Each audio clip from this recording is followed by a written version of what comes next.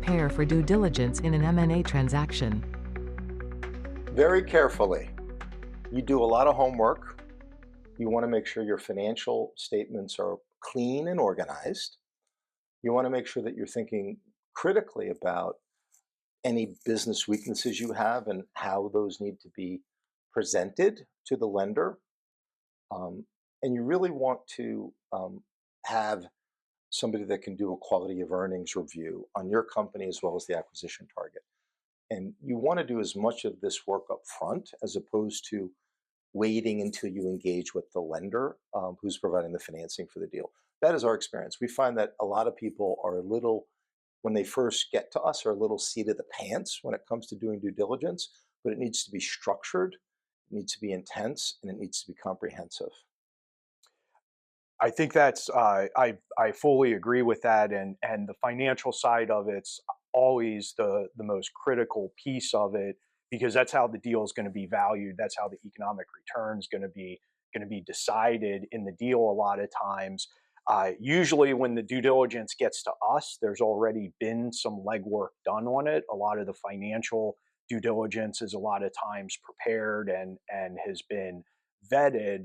When we step in, we're focused more on the legal side of the due diligence Hmm. and trying to identify and ask questions up front so that we can be proactive in the due diligence process rather than reactionary. I don't think you ever want to be reactionary in due diligence if you can avoid it and spot the things that are going to be key issues, big contracts that may have difficult assignment provisions in them, litigation that may be out there that's going to have to be disclosed at some point.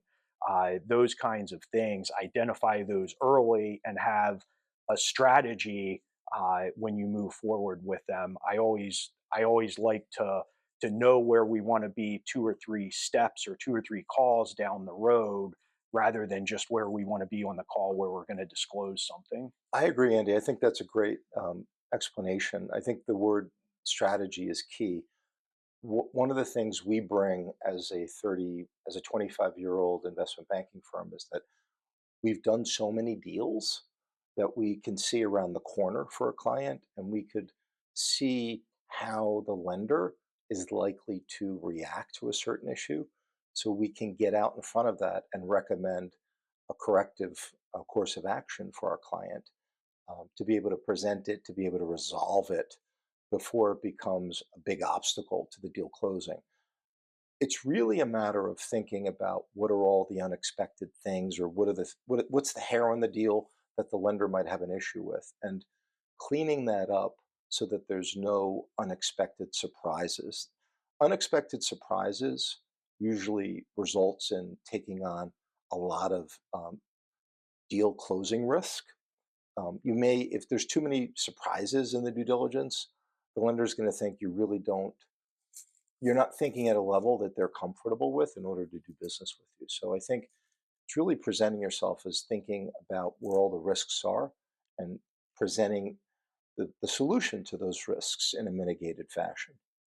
And it's also a credibility risk for the borrower. If the borrower is uh, disclosing or is surprises or creeping into the deal, it erodes their credibility with the lender, and that can be difficult to overcome at times. So, Especially after Andy and I have worked so hard to build up the credibility of our right, clients, we right. really don't like it when they're sort of, self destructing through things that were very easy to see and to rectify.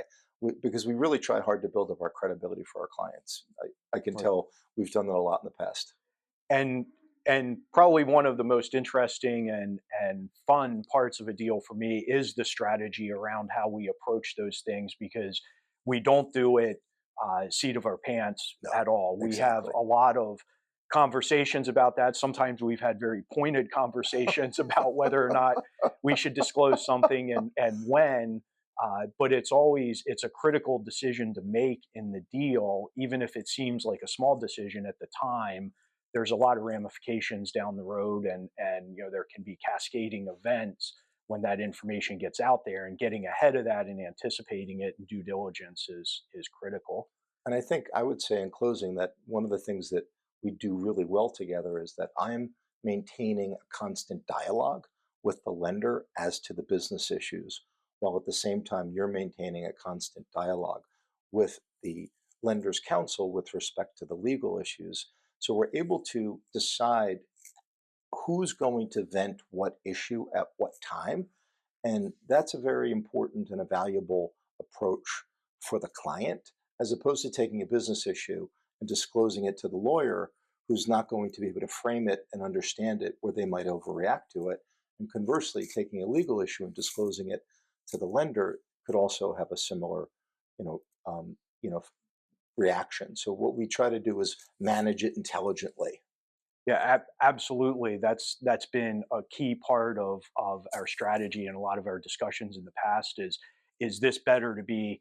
Is this better as a client to client discussion? Is this better as a Dave as a banker to banker discussion, or is this better as a lawyer to lawyer discussion? And identifying which is going to be the best path forward is always critical and has a big impact.